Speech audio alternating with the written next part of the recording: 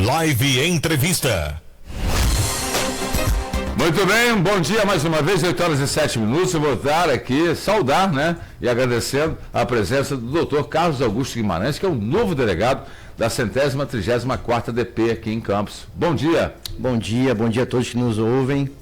É um prazer, doutor. O senhor que já esteve, né, aqui em atuações anteriormente na 146, que é a delegacia de Guarulhos, não é isso? Sim, já fui titular de lá por duas oportunidades. Uma de 2012 a 2015 e da última vez agora antes para Itaperuna, 2023 a 2024. É normal essa troca de delegados, né? A gente sempre, né, tem a conduta de troca. É normal isso? É normal, é uma conduta que a Polícia Civil tem esporadicamente, e assim quando troca a chefia, troca as direções e troca a titularidade das delegacias também. Então os delegados normalmente vão com as suas equipes, só permanecem na delegacia aqueles servidores que realmente ali trabalham há bastante tempo, aí pouco troca, né? Mas delegado costuma trocar bastante, até para oxigenar, trazer novas ideias, novos pontos de atuação em gestão de administrações. Então basicamente isso é uma rotina normal da Polícia Civil. É, meu grande amigo Luiz Maurício Armon, né? Luiz Maurício Armon, fiz fomos criados, quer dizer, ele é mais novo do que eu, e fomos criados juntos lá no bairro onde ele nasceu, aqui em Campos, né? Grande amigo. Ele é daqui, está em Rio das Ostras agora. Ele está em Rio das Ostras, né? Ele também estava lá para parte lá do Rio, veio para cá agora também nessa nova gestão da Polícia Civil, também é um grande amigo. Fizemos curso superior de polícia juntos, fizemos uma viagem bacana para Portugal lá nesse curso, né, para conhecer as polícias de lá. Então, um grande parceiro também. Doutor, vamos falar aqui, obviamente o senhor tem metas, né, a cumprir. Eu já vi algumas entrevistas que o senhor fala muito do estelionato, né, de golpes. A gente sabe que a doutora Carla Tavares também, quando esteve aqui com a gente, falou números que a gente não sabia, que a maioria dos crimes é o estelionato? É o que mais pega hoje? Sim, doutor? Ali o carro-chefe da delegacia é o estelionato, né? E digo mais, não só da delegacia, não só aqui da região, não só da Polícia Civil, mas do Brasil como um todo. O estelionato hoje, principalmente digital, ganha uma dimensão absurda, até porque existem diversos meliantes, diversas quadrilhas organizadas para fraudar, para enganar pessoas, para retirar seu dinheiro. Então, hoje é um grande problema do país, né? Então, o nosso carro-chefe ali vai ser os crimes contra o patrimônio, até porque já percebi logo que cheguei que aqui temos uma demanda absurda de estelionatos, temos extorsões, principalmente ali na Baixada, região da Baixada, e temos muito roubo também, principalmente de motocicleta aqui na região central da cidade. Então, vai ser nossa atuação principal. Só que nós temos outros crimes também, que vão continuar sendo investigados, por óbvio, né? Temos homicídios, temos feminicídios, temos latrocínios, nós temos aqueles de menor potencial ofensivo que vão para o juizado, temos uma série de crimes, né? Ali só não pegamos a violência doméstica, que vai para a DEAN, entendeu? Que abrange a região aqui de Campos como um todo. Então, a violência doméstica, sem ser feminicídio, vai para a DEAN. Então, ali um grande desafio, porque a delegacia de Campos, ela tem um porte extra grande especial. Para a polícia, ela tem uma demanda muito grande, né? Ali em Guarulhos, por exemplo, nós fechamos o ano com cerca de 4.000 ocorrências. A DEAN também, Itaperuna, cerca de 5.000. A do centro é quase 16.000. Então, é um volume muito maior, cerca de 4 vezes mais do que essas outras delegacias aqui da região. Então, a tarefa é hercúleo, o trabalho é hercúleo, né? A engrenagem já funciona de maneira adequada. Só que é um grande transatlântico, né? Quando você quer mudar a rota, mudar a direção, demora um pouco até ajustar, mas depois vai com toda a força. Eu acho que aí o senhor colocou um ponto importantíssimo, que é a questão da internet, das ligações. Então a tecnologia tem que estar aliada à Polícia Civil, não é isso? Sim. Vocês têm um sistema hoje cada vez de mais investigação. É isso que eu acho bonito no trabalho da Polícia Civil, que é essa investigação. Aí vocês têm um auxílio da Polícia Federal para ter acesso a essas gravações, a própria Polícia Civil já tem um acesso? Na verdade, vai depender do tipo de crime, né? Cada um com a sua atribuição, com a sua competência. A Polícia Federal ela vai tratar crimes de repercussão nacional, crimes contra a União, entendeu? Grupos de que hajam em mais de um estado. A Polícia Civil tem mecanismos também. É óbvio que a gente atua sempre em parceria, né? A Polícia Federal é uma grande parceira, a Polícia Militar também, guardas municipais, principalmente nessa vigilância eletrônica de câmeras aqui do município. Isso. A gente trabalha com parcerias. Só que nós temos mecanismos também de atuação nesses crimes e a nossa parceria é principalmente com instituições bancárias que fornecem os dados, né? Com polícias civis de outros estados, porque a maior parte desses golpes ele é praticado por pessoas de outros estados da federação. Então as pessoas, e isso é um dificultador, né? Em toda investigação você tem facilitadores e tem coisas que dificultam a investigação. E o principal dificultador das investigações de estelionato digital, primeiro é essa necessidade de se valer de órgãos externos à polícia para obter essas informações. Entendeu? Em outros países, Estados Unidos, por exemplo, a polícia tem acesso a um monte de banco de dados sem precisar qualquer tipo de autorização, entendeu? É uma crítica aqui ao sistema, porque tudo a gente precisa de autorização judicial, a violação de sigilo, etc e tal. Só que o golpista, quando vai praticar, ele é muito mais dinâmico do que os investigadores. Ele tem acesso a esses bancos de dados de maneira informal. O mercado negro, eles vendem essas informações. Eles têm acesso a tudo da sua vida, da vida dos seus familiares, da sua rotina, e praticam esses golpes, se passando por você às vezes, né? Então, o nosso maior dificultador é esse, é acesso a informações em tempo mais hábil e essa questão da geolocalização desses grupos que não são daqui. Então, a gente tem uma tarefa também sobrenatural de, em cada caso, até para verificar se realmente é o golpista ou se o golpista está se passando por uma pessoa inocente, tá? Para não prejudicar inocentemente uma pessoa que tem seus dados indevidamente utilizados. Então, a gente tem que oficiar as instituições bancárias para saber se aquela pessoa ali tem 1, 2, 3, 25, 30. Para que 30 contas? Você tem 30 contas? Eu não tenho. Não tem. Normal, pessoas normais não têm 30, 50 contas bancárias, né? Isso aí já é um indicativo de que a pessoa está usando aquilo ali de má fé, né? Aí depois a gente confere os dados daquele, porque hoje é tudo digital, né? Ninguém vai mais à agência, as pessoas fazem tudo com selfie, tudo por meio do celular e aplicativos. Então a gente verifica se aquela fotografia ali é mesmo da pessoa e compara com o registro das polícias civis dos outros estados, porque é onde essas pessoas registram suas identidades. E como nas polícias civis, ou nos Detrans, né? Que às vezes aqui no Rio é no Detran, mas já fui da Polícia Civil no passado, então esses dados são mais fidedignos, né? Do que os dados de abertura de conta bancária, porque a abertura de conta bancária eu boto a minha foto ali com dados falsos e consigo fazer, né? Das polícias não, a pessoa tem que ir lá, aí vai para olha digital, tira foto e tal, confere se é a pessoa mesmo, e aí a gente compara se realmente o registro dela da Polícia Civil de outro estado bater com o banco, ou seja, é a mesma pessoa que utilizou ali a rede bancária para abrir conta falsa e conta para lesar terceiros. A gente sabe também, em dados, que a maioria são pessoas de uma idade um pouco mais avançada que acabam caindo nesses golpes. Qual o conselho que o senhor dá aos nossos ouvintes? A quem está ouvindo pode falar para um pai, para uma mãe. Qual o conselho que o senhor dá para evitar cair nesses golpes? O conselho é sempre desconfiar. Converse com as pessoas ou não converse. O meu telefone, por exemplo, eu tenho um dispositivo que eu não recebo, não atende, não toca para mim ligações de pessoas que não estão cadastradas na minha agenda. Na sua agenda. Então, se quiser falar comigo e não está cadastrado na minha agenda, a pessoa vai no WhatsApp, aí manda uma mensagem, depois eu vou checar quem é. São medidas de segurança, porque a gente não conhece as pessoas. Você na rua, você até pode cumprimentar uma pessoa estranha, mas não fica dando confiança, não fica dando informações da sua vida. Então, fazer na rede social a mesma coisa que você faz na vida privada. É basicamente isso, entendeu? Não acreditar em histórias mirabolantes, né? Procurar desligar o telefone, peraí, só um minutinho, vou pensar aqui, volto, entendeu? Até para não ser deselegante, né? Mas você tem que checar o que está acontecendo.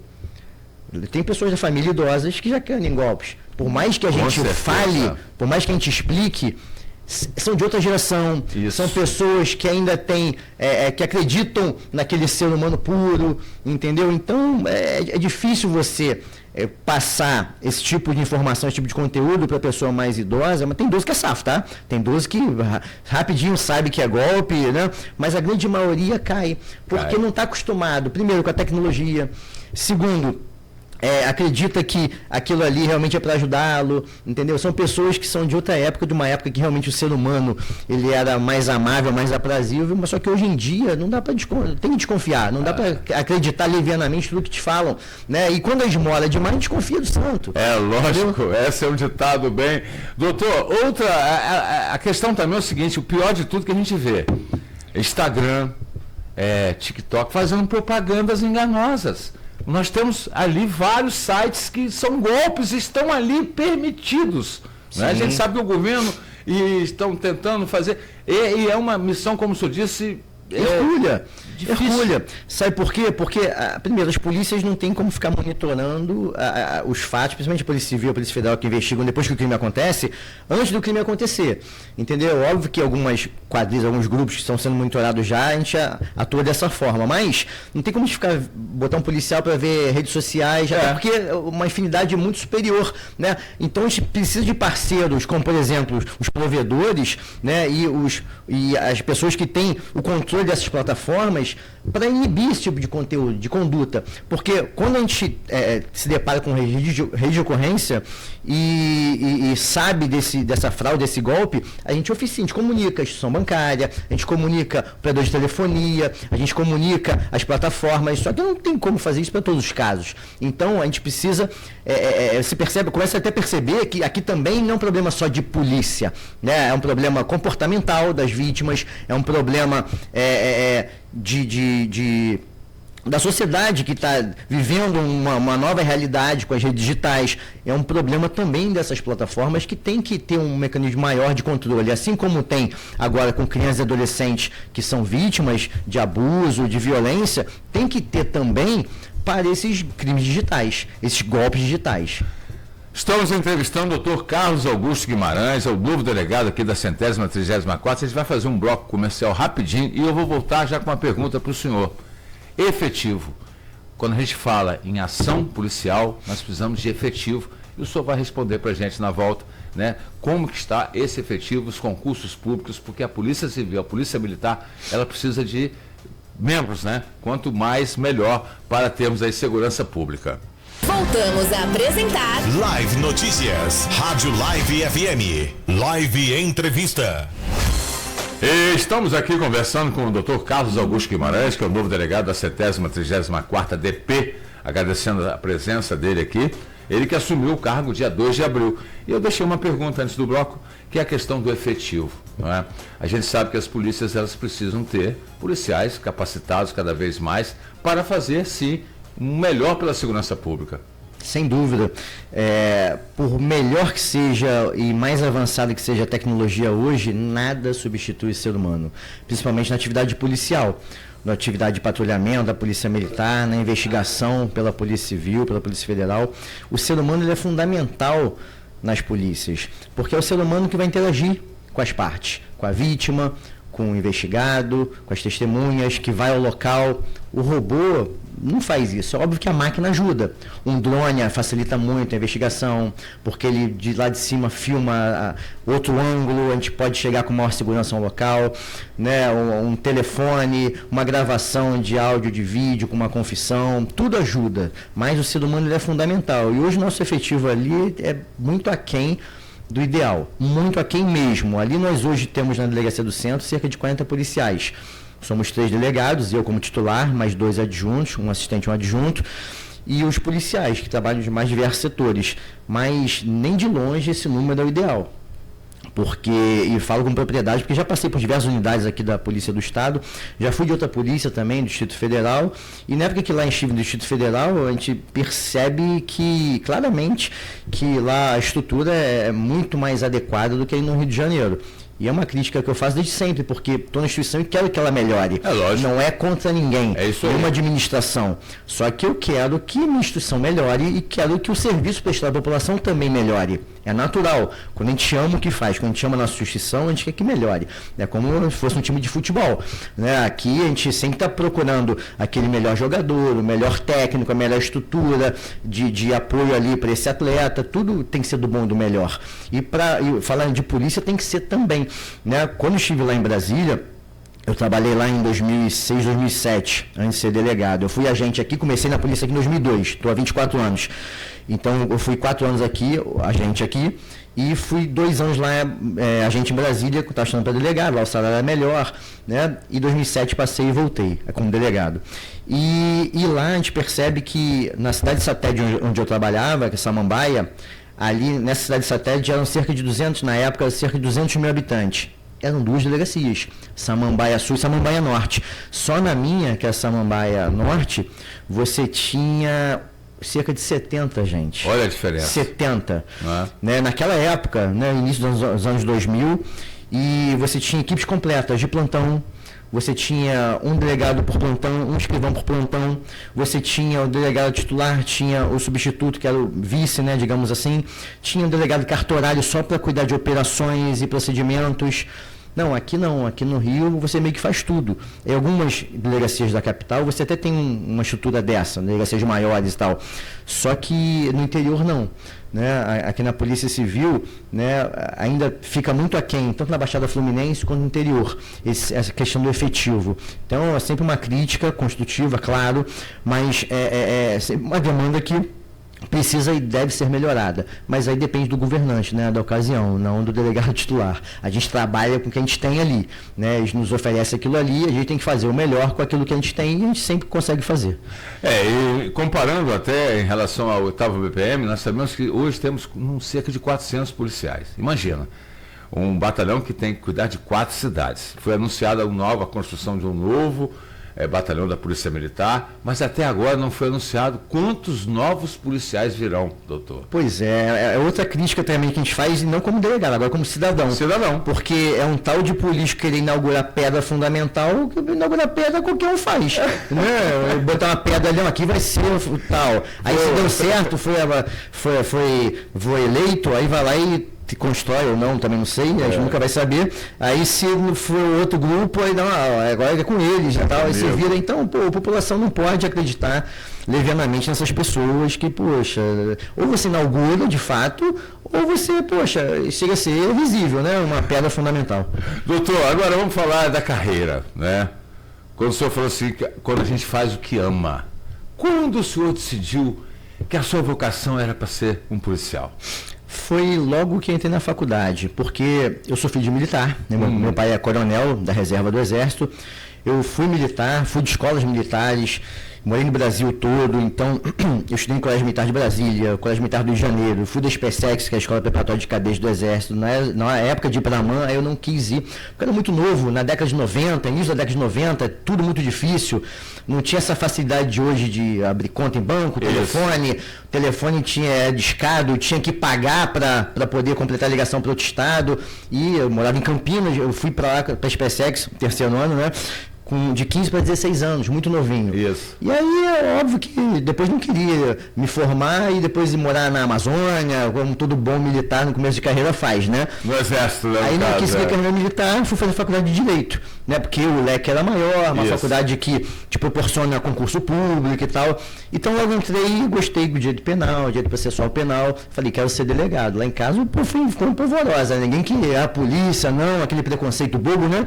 Que hoje entendem, hoje eu tenho um irmão que é policial, um inspetor, trabalha no Rio também, minha esposa é policial, então, uma grande família de policiais. É até bom, né? Quando a esposa também é da mesma profissão. Que entende as suas angústias, entende as noites de plantão, entende que o telefone toca a qualquer hora, entende tudo isso e, né, vivencie isso aí. Então, é uma grande parceira, né, que eu tenho, né? Então, a vocação surgiu daí, dessa época de início de faculdade, né? Nunca quis ser de outra carreira, a não ser essa aí. Óbvio que fiz concurso, de carreira até para treinar. No mundo dos concursos, faz os concursos, tem que fazer um monte de prova para treinar. Sempre com foco em uma carreira, mas sempre fazendo outras provas ali para te treinar. Natural do Rio de Janeiro. Eu sou natural do Rio de Janeiro, mas desde pequeno, como eu falei, morei no Brasil todo. Eu fui para Porto Alegre, Brasília, Resende, Campinas, quase nasci na Bahia. E meu pai estava servindo e casou com a minha mãe, foi servir na Bahia ali, em Barreiras, quase que eu nasci ali. Baiano, você ia nascer bem também. Ia nascer bem, né? Mas ele conta a história que não tinha nem energia elétrica, o batalhão de engenharia, onde era a vila militar ali, era um gerador, década de 70, né? Eu sou de 77, enfim. Era uma outra fase também, né? Mas nasci no Rio, né? E no Brasil como um todo, depois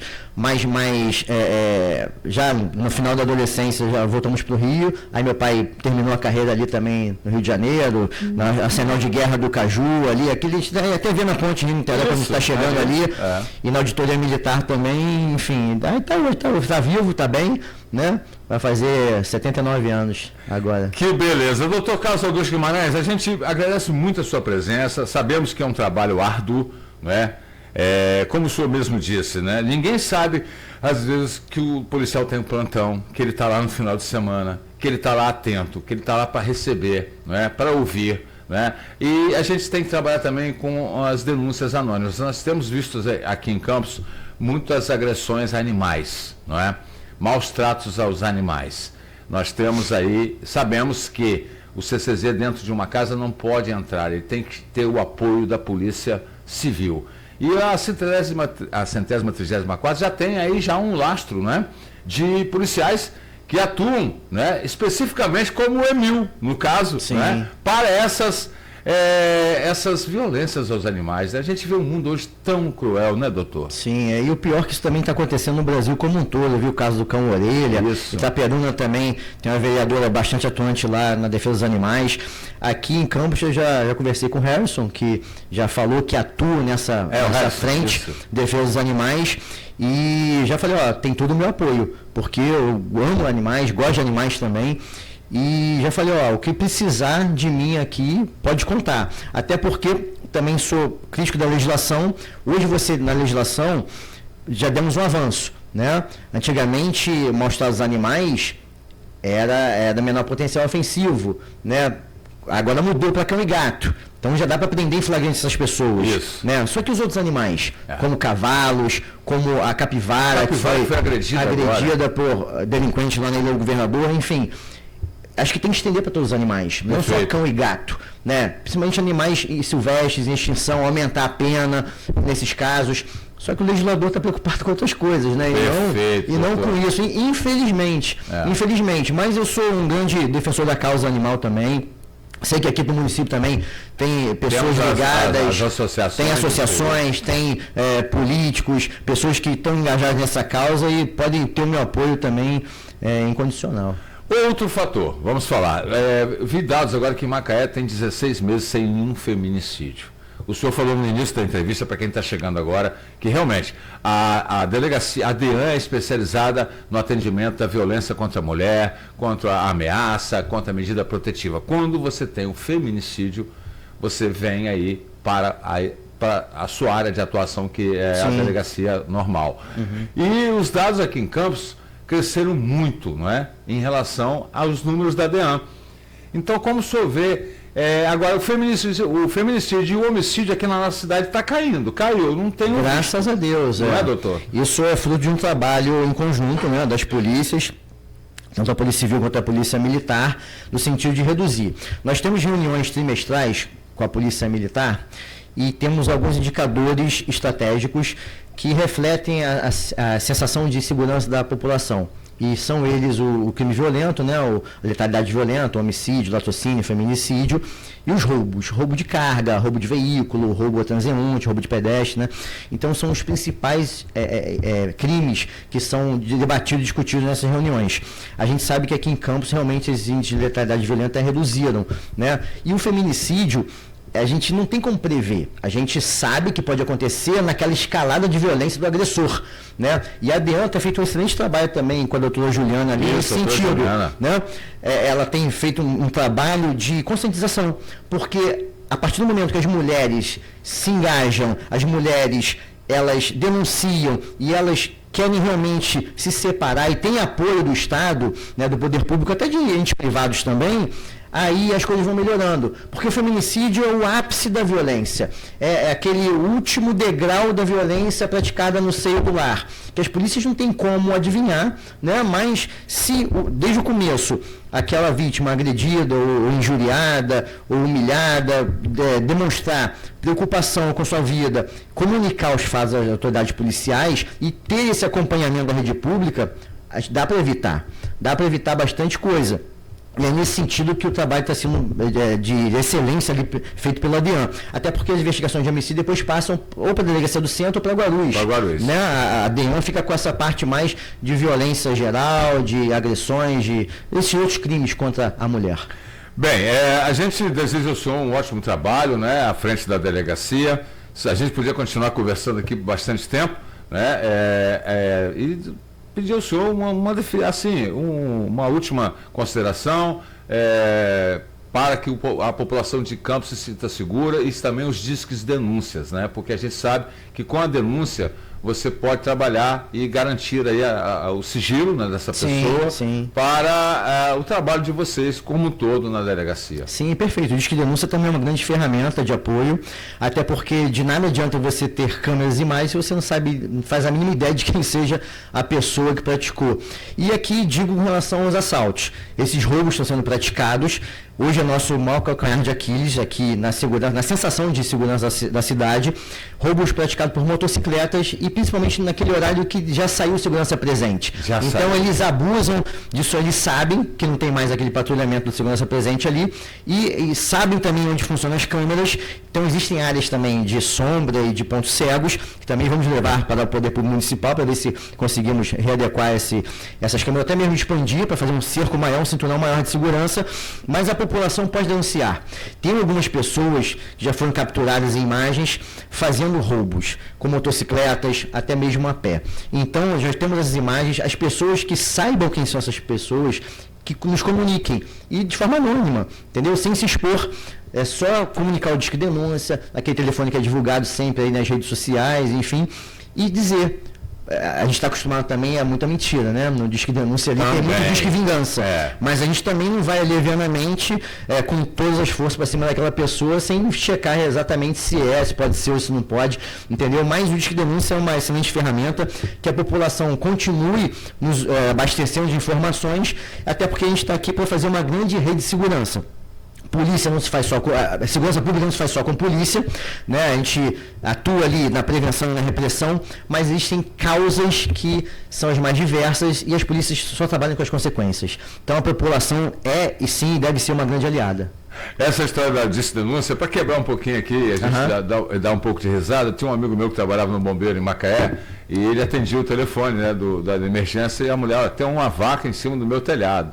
E ela ligou insistentemente umas 10 vezes e ele, minha senhora, eu tenho outras coisas para fazer. E não é que tinha mesmo uma vaca em cima do telhado? Pode acontecer, época de enchente, né? Cavalo no telhado, vaca no telhado. Escorregou de um morro e a vaca estava em cima do telhado da casa. Imagina, né? Doutor Carlos Augusto Guimarães, um prazer conhecer, uma simpatia, vossa pessoa, e desejamos aí tudo de bônus à frente da delegacia e dos nossos policiais aqui de Campos. Eu que agradeço o convite, poder falar aqui no seleto programa Rádio Live, e também estou à disposição, sou parceiro da imprensa, sou parceiro de outros órgãos policiais, da justiça, enfim, a gente está aqui para trabalhar, está aqui para mostrar serviço. Em breve a população vai ver algumas ações nossas também, e pode contar com o nosso esmero, o nosso afinco. É isso aí. Conversamos então com o Dr. Carlos Augusto Guimarães, o novo delegado da 134ª DP de Campos, que só em um ano teve 16 mil atendimentos, né? Exatamente, isso aí. Obrigado, senhor, pela presença. Rádio Live, onde você estiver.